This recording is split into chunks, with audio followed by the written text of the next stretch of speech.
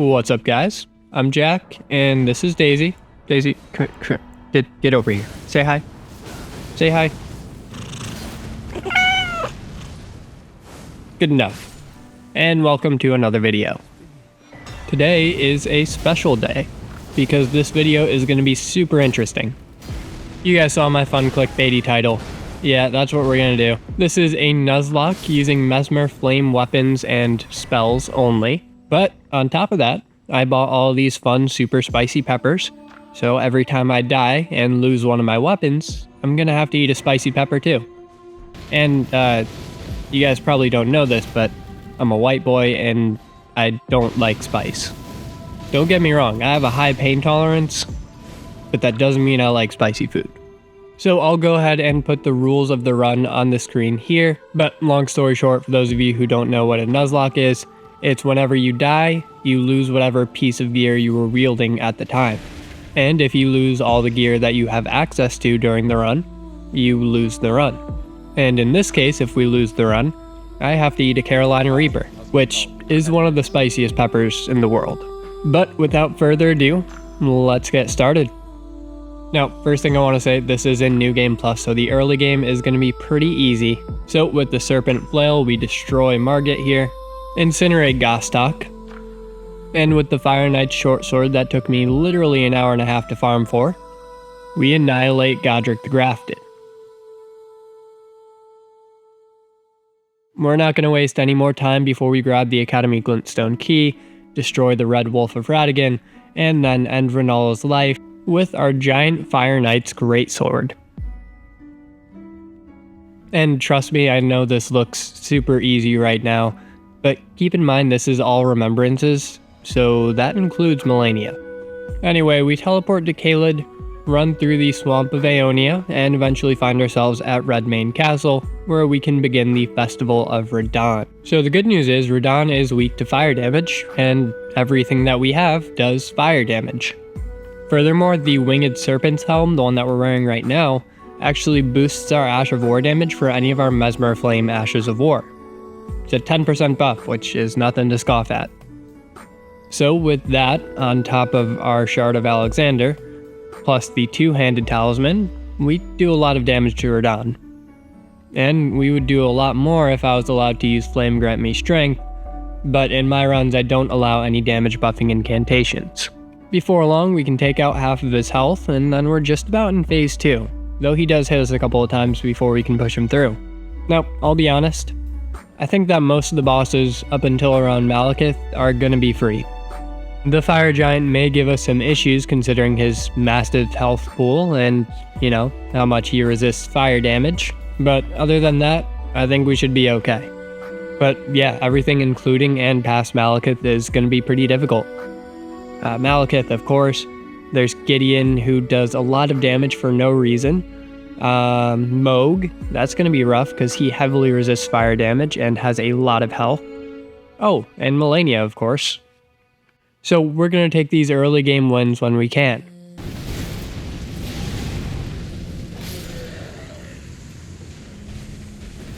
Starscourge Radahn is down. Next up, we're actually going to head to the Volcano Manor. I want to do the questline here for funsies. So after a lot of running around, we can get there, talk to Tanith, and then begin slaying other Tarnished. I also got Patches here so that we can grab the Magma Whip Candlestick from him a little bit later on in the questline. So of course, our first fight is pretty easy. We destroy Old Knight Istvan with no problems whatsoever. We can go back and talk to Tanith, and then grab the Magma Shot incantation. Patches then graciously gives us his letter in order for us to prove ourselves more, and we take care of it for him. And then, the great guy that he is, he actually gives us a reward, the Magma Whip Candlestick. So that's fun. Next up, we take out this dude over here. I don't even know his name, but it was a pretty quick and easy fight. Yeah, so it turns out Messmer's Spear is like pretty good. Who'd have thunk?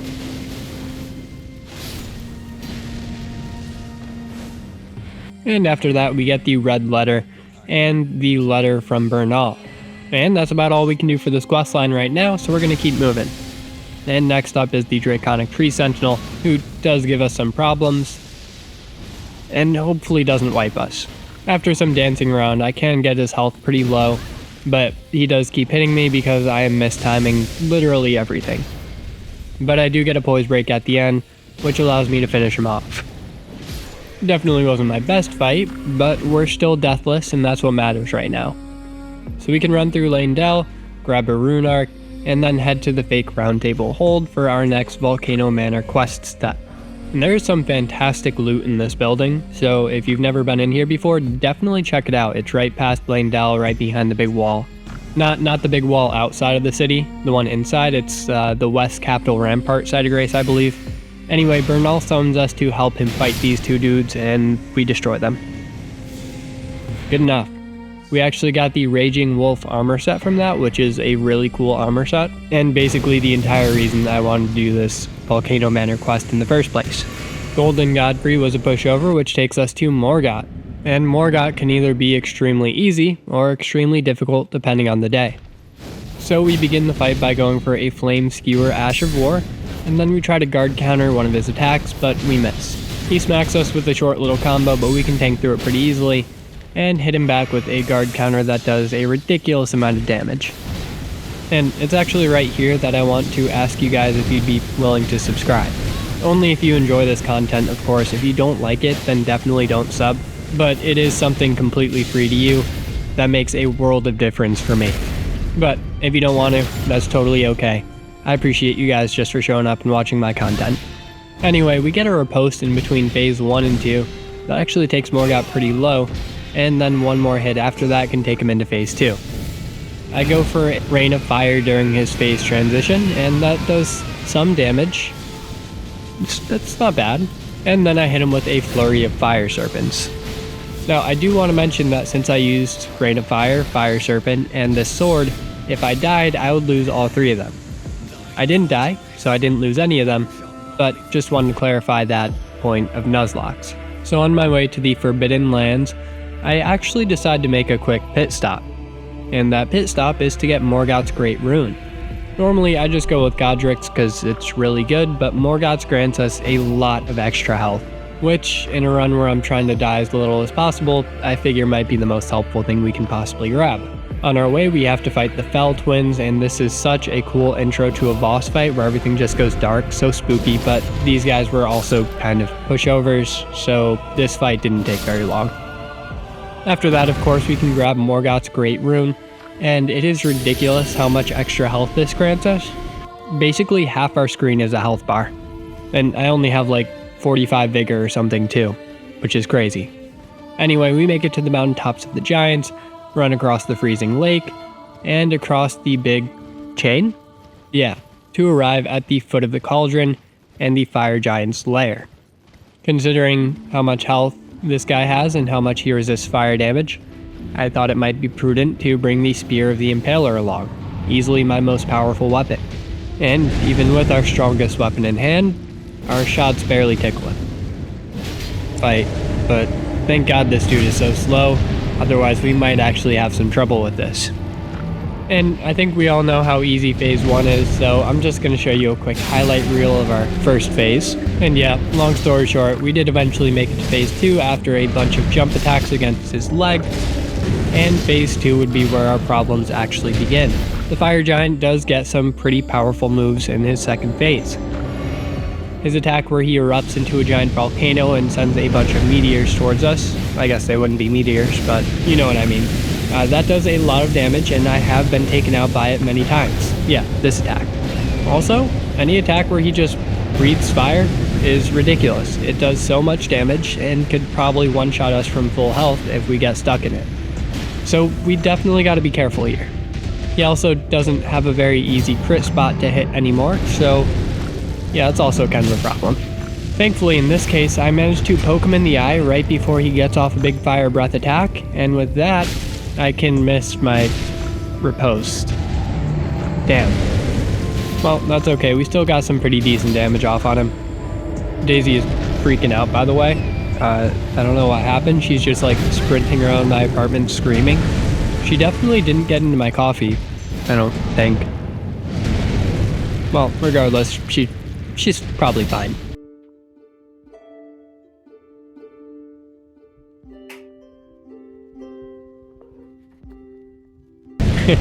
She's ridiculous.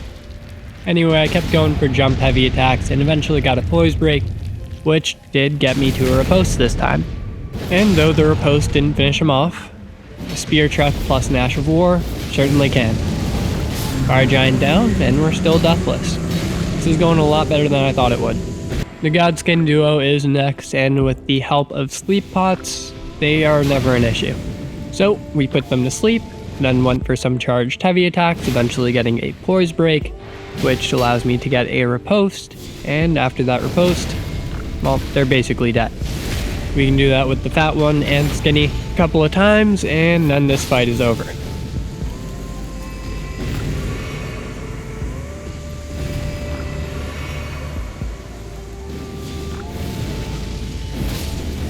The fun part about this is that I took a break directly after this, and then my game didn't save, so I had to go back and defeat these guys all over again.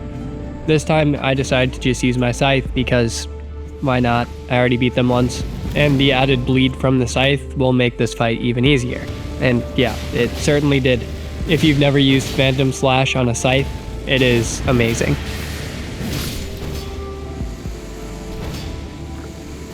So, the Godskin duo has been defeated twice in this run, which is kind of crazy, and then we can continue to make our way towards Malekith, and where this run will finally start to get difficult. So Malekith's first phase is not too bad, honestly. It's just his second phase where I always have trouble because sometimes he just catches me up in his combos that have destined death, and I just die. Yeah, he does a lot of damage, which is why I brought my Spear of the Impaler in. Again, our best weapon because I didn't want to risk losing anything else to him. So, like I said, phase 1 was a breeze, especially after we got a poise break and riposte, which took us right into the second phase. And it's here in phase 2 that things actually get a bit difficult. We can dodge his first attack pretty easily and go for one of our own, though we also miss. We're still at nearly full health, I just gotta regen my stamina real quick, so I back up and let him do his thing. As he fires off blades of death towards us, we can dodge them pretty quickly, and then get ready to chuck a spear at him. It works, and then we can dodge his next couple of attacks. Doing pretty good so far, until of course we get caught up in one of his combos. I heal back up nearly to full, chuck another spear at him, and then we die. Goodbye, Spear of the Impaler. So I suppose now is a good time for the cooking segment, because we're gonna need a vessel for our spicy pepper eating.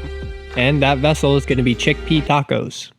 Why chickpeas? Because I didn't have any ground beef or chicken, and I really like chickpeas. Anyway, we oil up a pan, put it on medium heat, toss some chickpeas in there as well as some curry powder and paprika, and cover it up for a little bit while we chop up some garlic and some onion. We of course put those in the pan as well, and I also just add some Brussels sprouts because why not? Oh, and salt, don't forget about the salt. But you're going to want to let that cook for about 10 to 15 minutes on medium heat, and then it's all set. Now that it's done, we can go ahead and cut up some cheese, and I have some unexpected cheddar from Trader Joe's. Yeah, that's the name. It's a fun name. I love it. We're also going to need to slice up some peppers for this, so I cut up the habanero, the chili pepper, and then two others that I have no idea which ones these are. I think one of them's a jalapeno, maybe? We're going to be in for a surprise, that's for sure. Anyway, with all of our peppers sliced, we can top our tacos. So from front to back, I dress the tacos with the least spicy to the most spicy peppers, I think. Again, I don't know what the first two peppers are. And I decided upon 4 tacos at first because I thought that would be enough to cover all of my deaths for the first day of recording, and then the next day I can make some more if I need to. Anyway, let's get on with pepper number 1. Again, I have no idea what kind of pepper this is. Maybe it's a poblano, but I took a bite and didn't really taste any spice at first. It took a minute, but eventually I felt a little something. It wasn't bad at all though.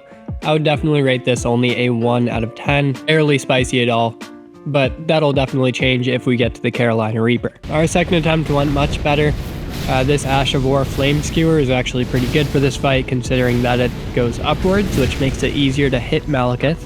So once we got into phase 2, it really only took a couple of hits for us to actually take him out with it. That being said, we're still, at risk of dying, so we gotta make sure to heal up as often as we can and to try and dodge his stupid, dumb destined death combos whenever possible.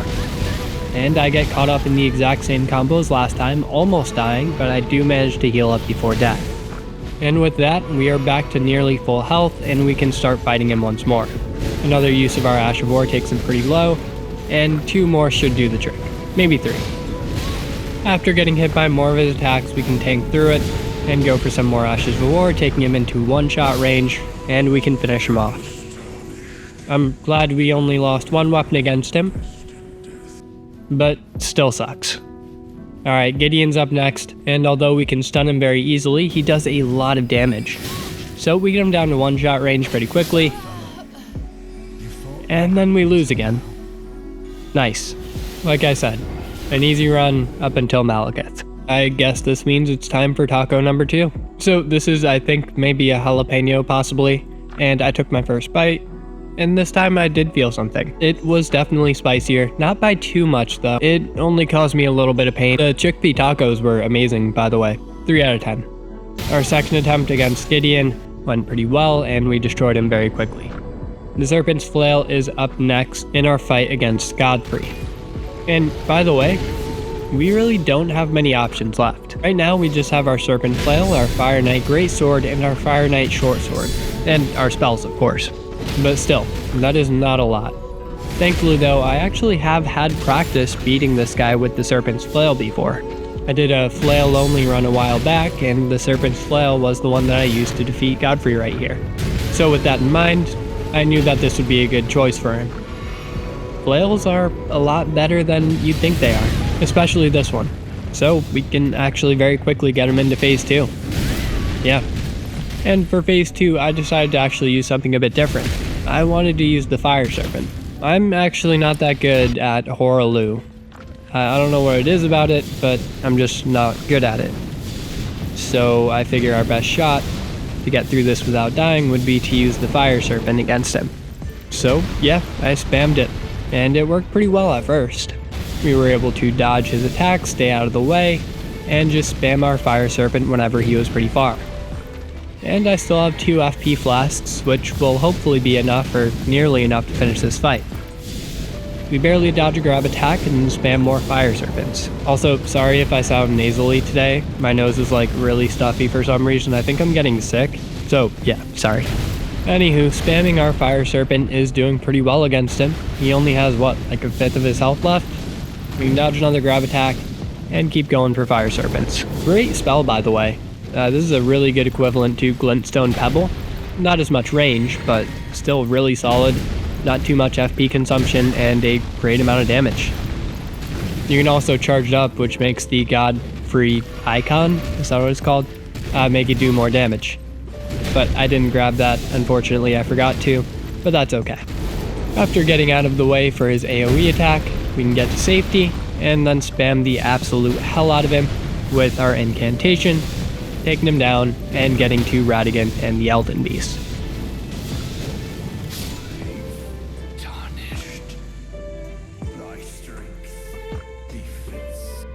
So, the Radigan part of this fight should be pretty easy. Radigan is weak to fire damage after all, so I don't expect much trouble. We use our Fire Knight's Greatsword because it has the best damage, and because we just used our flail anyway, and I go for some guard counters and Ashes of War, which will hopefully break his poise pretty quickly. Yep, we got the poise break, a riposte, and he's already down to half health. Radigan is a great fight for the deflecting hard tier. I get hit for a little bit of damage by his stomp attack, but then I can deflect his hammer slam attack, getting off a nasty guard counter. A charged heavy takes out another big chunk of his health, and we should be pretty close to a poise break again. So after our riposte, Radigan is taken very low. Now we gotta dodge his big triple slam attack here, but that shouldn't be a problem because after that we can run right up to him and finish off the first half of this fight.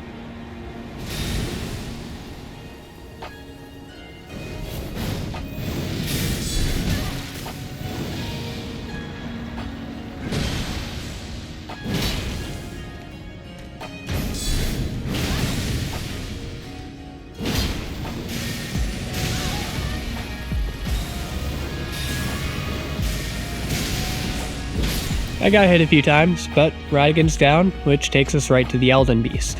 And rather than show you the entire fight, there is just one part that I want to focus on here. So we take out the first 2/3 of his health very quickly, and then once we get down to around here, he just kept running away. So much. There's like an entire minute of him just running every single time we got close. It was ridiculous. And then even on the rare occasion where we could catch up and start hitting him with our sword again, he would just run away again. I guess the Elden Beast knew his fate. But as we all know, you can't run from fate. Unless you're the Elden Beast, then you can just keep running. God.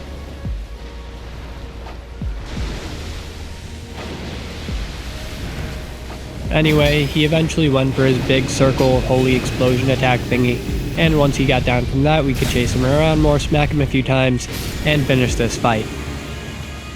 Elden Beast down. Alright, well, we got a lot of work to do, so we're gonna head straight into the underworld and do some quests. Our first big fight is of course against the Regal Ancestor Spirit, so we light a couple of fires, and he's dead. Yeah, if you didn't know, he's super weak to fire damage.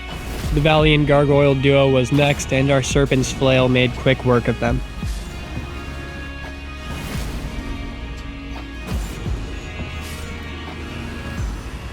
With those two dealt with, we could make our way into the Deep-Root Depths, grab some Sites of Grace, and then head on down to Ainsel River, through Noxtella, across the Lake of Scarlet Rot, and eventually into the Arena of Estelle. I'm thinking we can either comfortably use our flail or greatsword for this fight, anything to bust open her big dumb head, and since we have a weapon that deals some blunt damage like the flail, I don't think we'll have a huge problem in this fight. And aside from getting grabbed one time, we really didn't have any problems here. The flail's Ash of War buffs any of our heavy attacks, including jump attacks, that it deals a bunch of extra fire damage upon hit. All of that extra damage leads to a poise break and a riposte, which takes out a lot of her health, and then we can just chunk her down until she's about one shot, and used a fire serpent to finish off the fight. Not too bad at all. Still, we got Mohg and Malenia coming up, and those are going to be our biggest problems yet. But before we fight either of those, we're just going to go ahead and take down Placidusax, just because we're right next to him anyway. So we charge up, and with our Fire Knight's Greatsword, we just go for a bunch of jump attacks against him, which don't do a lot of damage, but it's something. It's better than nothing, and it'll get us a win, hopefully. I pretty much always use jump heavy attacks against Placidusax here in order to get a poise break, which I think we're pretty close to, as long as we can dodge this big nuke. And yeah, a couple more hits after running back to him takes us to a poise break, which will get a lot of damage off on him. Good looking fight so far. I'm just worried about his big laser beam attacks. I'm pretty sure we have enough health to tank through it, but you never know. Those things hurt.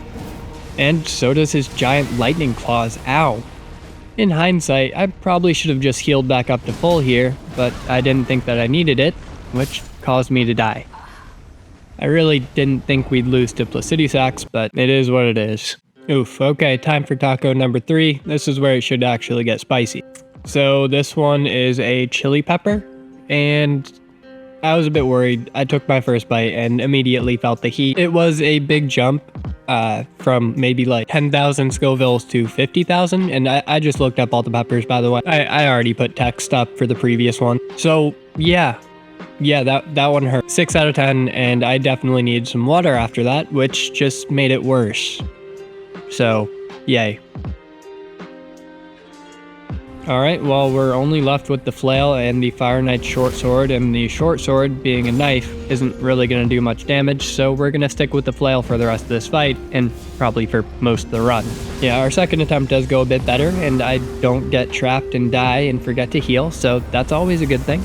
There was a lot of running around chasing Placidusax during this fight too. He was running away like the Elden Beast did, not quite as bad, but still kind of annoying.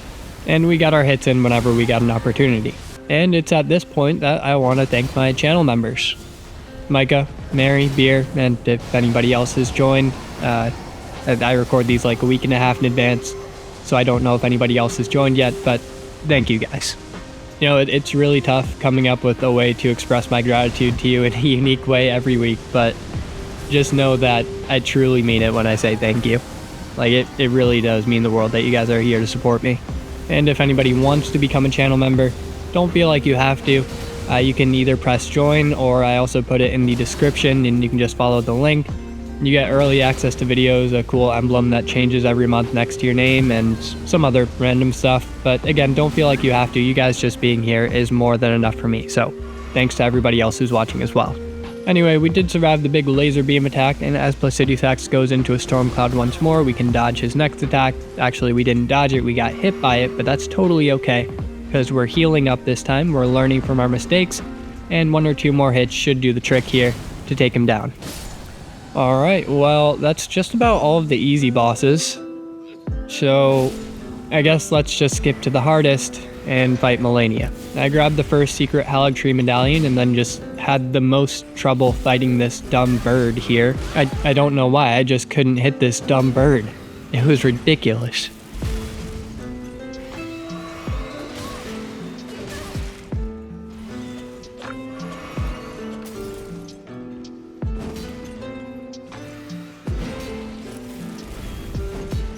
Well, anyway, we eventually got past that dumb bird and started to fight Commander Nile. We took out his ghosts and began to take down his health as well. And though he did a lot of damage to us, he really wasn't much of a problem. Our guard counters with this weapon just deal a tremendous amount of damage, as well as our Ashes of War. So we took him down. This allows us to grab the second half of the Haligtree medallion and make our way into the consecrated snowfield.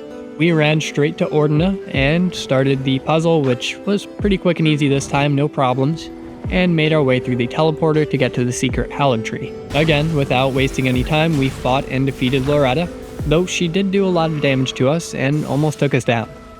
And after that, we could just continue to make our way through the Haligtree until we eventually found our way to the roots, where Malenia's arena lay. And let's just get into it. We're bringing in the Serpent Flail, and I think it's either this or the Fire Serpent incantation that we're going to have to beat her with. I don't have high hopes for the Fire Knight's short sword or any of our other incantations, so realistically, we only have 2 chances at this. We buff up our flail, go for a guard counter, and get a chunky hit off. Another guard counter takes her into a poise break, and her riposte deals a lot of damage. So Malenia doesn't like fire. That being said, she is standing in water right now, so she kind of resists fire a little bit. We got to get her out of this water.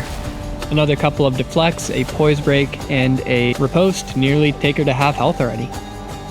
She goes for a waterfowl dance, but I'm already running away. And if you didn't know, she usually goes for a waterfowl dance the second time that you poise break her and riposte her. I usually keep that in mind whenever I'm fighting her. We go for some more guard counters, and we're able to get her down below half health. She does heal back up a little bit with her hits, but she should be pretty close to another poise break. I use this chance to heal back up, dodge her next attack, then go for a guard counter, but I miss. One more deflect from our deflecting hard tier though does take her into a poise break, and we take out a bit more of her health. Phase 1 is going by really quickly so far. I love this fight so much, it is so much fun. Definitely my favorite fight in all of Elden Ring, and the DLC. I just love how the deflecting hard tier works so well with this fight. I really need to play Sekiro more. I still haven't beaten it. Anyway, before too long, Phase 1 is actually done. We can move on to Phase 2, and this is where the trouble starts, of course.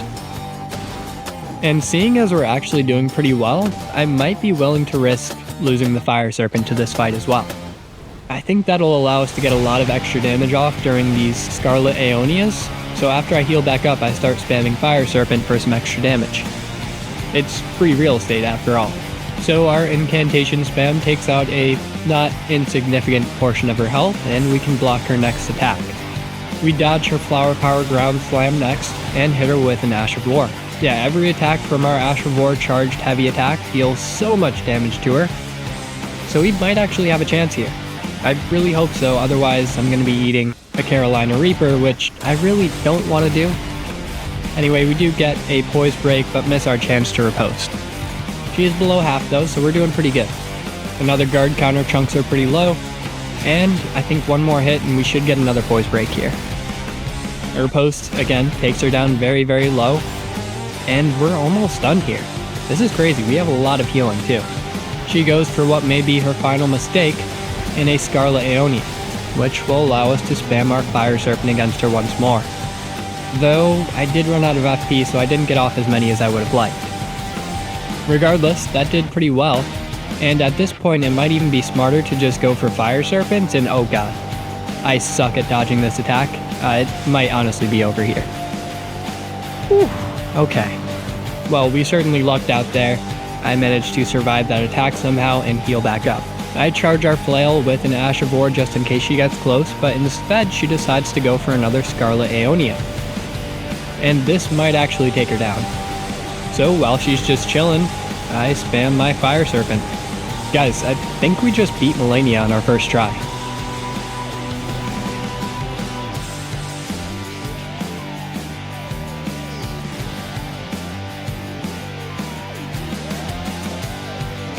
Yeah, that doesn't happen too often. That was nice. We're not out of the woods quite yet though, because Mohg is up next. So we take the teleporter in the consecrated snowfields, swap over to our fire resist talisman, and I am honestly worried about this one. So this part is post-editor Jack speaking. This fight took so long. Like, it just, in terms of time that this particular fight took, it was on par with the Radigan and Elden Beast fight, which is just ridiculous because that's literally 2 bosses and one of them has a giant health pool. So this one was kind of rough. Honestly, the first phase wasn't too difficult because we could get some guard breaks pretty easily, and I'm just going to go ahead and skip to the second phase where things get really interesting. So this is about 5 minutes later where we started to use our last healing flask. So that's not good because he still has a lot of health. That being said, I do have one more break glass in case of emergency healing and a Blessing of Marika. So we still have a chance. We did get hit for a bit of damage here, but it was okay. For the next 2.5 minutes straight, I dodged every single one of his attacks and hit him pretty low with some light attacks here and there. I'm honestly surprised we've managed to survive this long, but our survival streak might end right here. We get hit with a nasty Trident Slam, but manage to roll out of the way before we die. This allows us to use our Blessing of Marika and heal back up to full, but that was truly our last healing item. At this point, there are no more second chances. If I lose the Serpent's Flail here, I don't see a way that I'm going to beat him with the Fire Knight's short sword, and this run may as well be over. Let's see how it goes, I suppose.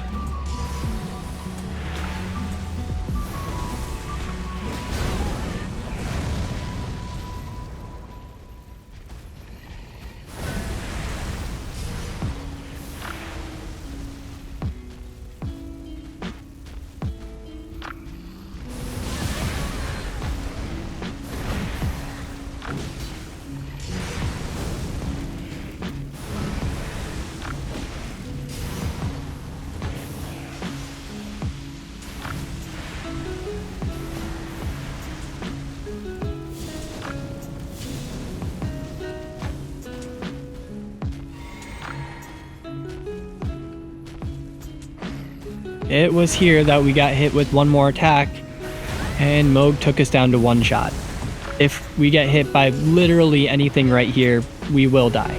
So honestly, the smartest thing might just be to run away and use Fire Serpents at this point. It'll barely do any damage, and I'm gonna need to hit him with basically my entire FP bar, but it might be safer than the alternative, which is getting up close. So let's see if this incantation can save me once more.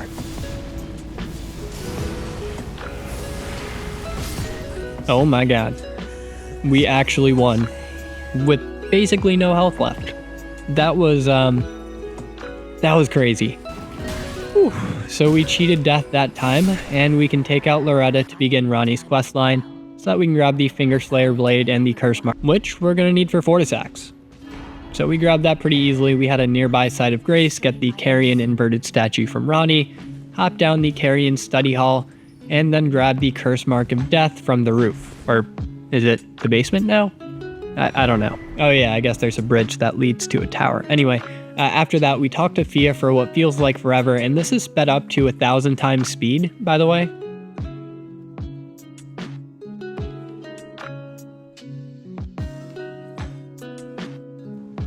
And eventually, we can fight Fortisax. For this fight, I'm bringing in the Fire Knight's short sword, as well as all of our incantations. Fire Serpent may be our best bet here once more. I don't know why, but I just always have trouble hitting Fortisax with melee weapons. I guess he's pretty tall, kind of lanky, so makes sense. And surprisingly, our fire serpents are actually doing a solid amount of damage to him. I really thought these were going to do like nothing, but that is not bad at all. He is a dragon after all. You'd think that fire damage would barely tickle him, but instead, it chunks him down. I do get hit by a lot of his lightning attacks, and since we're standing in water, they do a little bit of extra damage. So Fortisax isn't weak. After spamming all the fire serpents against him, I decided to try out the Rain of Fire. I haven't used it too much during this run, and even though we got hit during the spell cast, we did manage to get it off, though he ran away as soon as we got it off. But he landed right back into it, and it does okay damage, I guess. It's not bad. It just takes a little bit of time to cast, but I think it's a decent spell for bigger bosses, especially ones that are weak to fire. I could see it being useful in some situations. And at this point, I'm getting pretty cocky, and I want to finish him off with the Rain of Fire incantation rather than the Fire Serpent. So I go for another, and again, it does okay damage. And another. And I also want to make it clear that I haven't used the Fire Knight's short sword at all during this fight, so if we were to die, I could still use that to beat him if we need to. But we didn't need to, and Fortisax is down. So technically, we just won the run. Yes, Rykard is still left, but as per my rule set, I don't fight Rykard, especially not with fire weapons, and just to show you how ridiculous this would be, I'm gonna bring in Messmer's spear and show you how little damage we do against him. And I will probably do another Hot Ones challenge like this again in the future. We still have that Carolina Reaper that I'm gonna need to eat at some point, so don't worry, my pain and suffering is still on the table. That being said, look at this. It does like 20 damage for a fully charged up shot right here. Maybe like 50, I don't know, I can't read. And I want to make it very clear that this is 150% possible. There is absolutely somebody out there who could dodge every single one of Rykard's attacks and just slowly chip him down with the Spear of the Impaler. But I am not that person. I don't have that kind of patience. So instead, we're going to take out the Serpent Hunter and thoroughly beat this guy. And since Rykard's defeat was a little bit cheesy and I had already made that 4th taco, I figured I might as well suffer a little bit more for you guys. So for this last one, it's not just the habanero, I actually put every single pepper that I had in it into this taco, so it should be pretty spicy. And yeah, it certainly was. My mouth was on fire for a good 10 to 15 minutes afterwards. It did give me a bit of a tummy ache too, so that wasn't fun. And was just overall not a great time, but it wasn't too bad. I would rate it maybe a 7 or 8 out of 10. Certainly not the spiciest thing I've ever had. I drank some water, which of course made it worse, but if you want to hear about the spiciest thing I've ever eaten, I will put that in the post-credit scene. So thanks again for watching, guys. Again, if you want to hear about my spiciest ever experience, which was pretty crazy, I will put that right here. But if you don't, that's totally fine. If you want to subscribe, go for it. But if not, your viewership is always enough for me. So thank you for watching. Okay, spiciest pepper. There were 2 experiences that really stood out to me as just being ridiculous. One of them, I was like 17 with my high school girlfriend, and we were just hanging out at my brother's house. We saw some tiny red peppers on the table, and we were like, oh, let's eat those. And to this day, I have no idea what kind of peppers they were, but hands down the spiciest peppers I've ever tasted in my life. Our mouths were burning on fire. It was ridiculously painful for the next, I don't know, 30 minutes. A good bonding experience though, but that's not even close to the worst thing I've had. I did the 1 chip challenge at my old job, and considering I was the second youngest there, I kind of wanted to prove myself, especially because most of my coworkers were like 40-year-old rednecks who thought I was some prissy northerner. So after they challenged my slightly younger coworker to do the challenge, I decided that I would do it too, so that A, he wouldn't have to do it alone, and B, I could prove myself. So the day came, my younger coworker and I did a little cheers, and downed the chip in 1 bite each.